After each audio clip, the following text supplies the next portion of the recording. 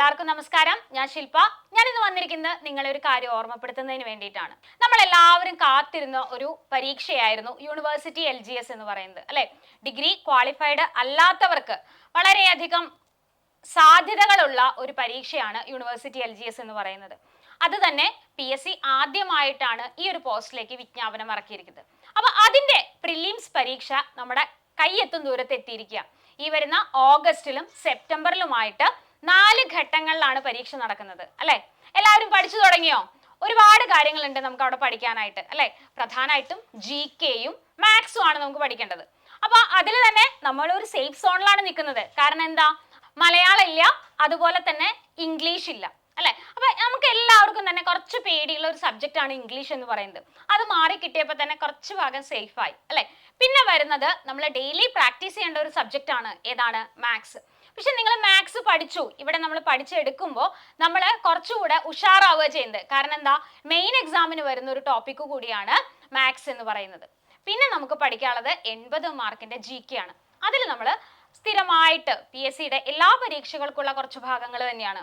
Kerala history ഉണ്ട്, Indian constitution ഉണ്ട്, Indian history ഉണ്ട്, സയൻസ് ഉണ്ട്. അത് നാച്ചുറൽ സയൻസും ഫിസിക്കൽ സയൻസും വരുന്നുണ്ട്. പിന്നെ വരുന്നത് ആനുകാലികമാണ്, അല്ലെ? ഇതിപ്പോ കറക്റ്റ് ആയിട്ട് എല്ലാ പരീക്ഷകൾക്കും വളരെ പ്രാധാന്യത്തോടു കൂടി PSC എന്ത് ചോദിക്കുന്നുണ്ട്? ആനുകാലിക വിഷയങ്ങളെ കുറിച്ച് ചോദിക്കുന്നുണ്ട്. അപ്പോൾ ആനുകാലികവും അതുപോലെ തന്നെ GKയുടെ മറ്റു ടോപ്പിക്കുകളുമായിട്ട് ഒരു 30 ദിവസത്തെ ക്രാഷ് കോഴ്സുമായിട്ട് കോമ്പറ്റേറ്റീവ് ക്രാക്കർ നിങ്ങളുടെ അടുത്തേക്ക് വരികയാണ്. അപ്പോൾ ചിലരൊക്കെ വിചാരിക്കുന്നുണ്ടാവും, ഈ ഓഗസ്റ്റ് 5-ാം തീയതി അല്ലേ ആദ്യത്തെ ഘട്ടം പരീക്ഷ എന്നുള്ളത്. വളരെ കുറച്ച് ദിവസം അല്ലേ ഉള്ളൂ, എങ്ങനെയാണ് ഇത് പഠിച്ചെടുക്കുക എന്നുള്ളത്. വളരെ കൃത്യമായിട്ടുള്ള ഒരു ടൈം ടേബിൾ വെച്ച് നമുക്ക് ഈ ഒരു പരീക്ഷയെ ക്രാക്ക് ചെയ്യാവുന്നതേ ഉള്ളൂ, അല്ലെ? എല്ലാവർക്കും എന്തായാലും ഓഗസ്റ്റ് 5-ന് പരീക്ഷ ഉണ്ടാവില്ലല്ലോ. 4 ഘട്ടങ്ങളിലായിട്ടല്ലേ പരീക്ഷ നടക്കുന്നത്. അപ്പോൾ ആദ്യ ഘട്ടങ്ങളിൽ അല്ലാത്തവർക്ക് എന്തായാലും ഒരുപാട് സമയമുണ്ട് പഠിക്കാൻ. കാരണം സെപ്റ്റംബറിൽ 2-ാമത്തെ വീക്കാണ് എന്ത് വരുന്നത്? 4-ാമത്തെ ഘട്ടം പരീക്ഷ വരുന്നത്. അപ്പോൾ ഒരുപാട് 2 മാസത്തോളം നമ്മുടെ കയ്യിൽ വീണ്ടും കിടക്കുകയാണ്, അല്ലെ?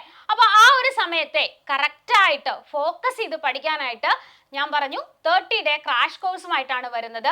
അപ്പൊ ജോയിൻ ചെയ്യാം. അപ്പൊ കുറെ പേരൊക്കെ മടി പിടിച്ചിരിക്കുന്നവരൊക്കെ ഉണ്ടാകും, അല്ലെ? ചിലരൊക്കെ മുൻപ് വേറെ എക്സാമുകൾക്കൊക്കെ പ്രിപ്പയർ ചെയ്തിട്ട് ഇപ്പൊ പഠനമൊക്കെ ഉപേക്ഷിച്ചിരിക്കുന്നവരും ഉണ്ടാവും. അപ്ലൈ ചെയ്യലൊക്കെ നടത്തിയിട്ടുണ്ടാവും, പക്ഷെ പഠനം ഒന്നും തുടങ്ങിയിട്ടില്ല.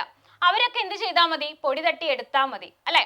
അപ്പൊ അങ്ങനെ പൊടി തട്ടി എടുക്കേണ്ടവരും ആദ്യമായിട്ട് പഠിക്കുന്നവരാണെങ്കിൽ കൂടി അവരും എല്ലാവരും ചേർന്ന് നമുക്ക് ഈ ഒരു 30-ഡേ ക്രാഷ് കോഴ്സിലൂടെ ഈ ഒരു പ്രിലിംസ് എക്സാമിനെ ക്രാക്ക് ചെയ്തെടുക്കാം. ഇനി നിങ്ങൾ എല്ലാവരും തന്നെ ഡിഗ്രി ഇല്ലാത്തവരാണ്, അല്ലെ?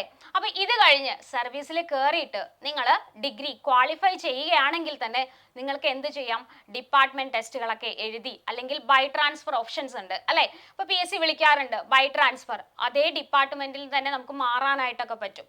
അപ്പോൾ ആ ഒരു ക്വാളിഫിക്കേഷൻ വെച്ചുകൊണ്ട് ഡിഗ്രി നിങ്ങളുടെ കയ്യിൽ എടുത്തു കഴിഞ്ഞാൽ തന്നെ നിങ്ങൾക്ക് എന്തിന് സാധ്യതയുണ്ട്? പ്രമോഷനും സാധ്യതയുണ്ട്, അല്ലെ? അപ്പൊ ഒരുപാട് അവസരങ്ങളാണ് നിങ്ങളെ കാത്തിരിക്കുന്നത്. അപ്പോൾ ഈ അവസരം ഒരിക്കലും മിസ് ചെയ്യരുത്. അപ്പോൾ എല്ലാവരും ജോയിൻ ചെയ്യുക, കൂട്ടുകാർക്ക് സജസ്റ്റ് ചെയ്യുക. കൂടുതൽ വിവരങ്ങൾക്കായിട്ട് താഴെ കാണുന്ന നമ്പറിൽ കോൺടാക്ട് ചെയ്യുക. അടുത്തൊരു ക്ലാസ്സിൽ കാണാം. താങ്ക്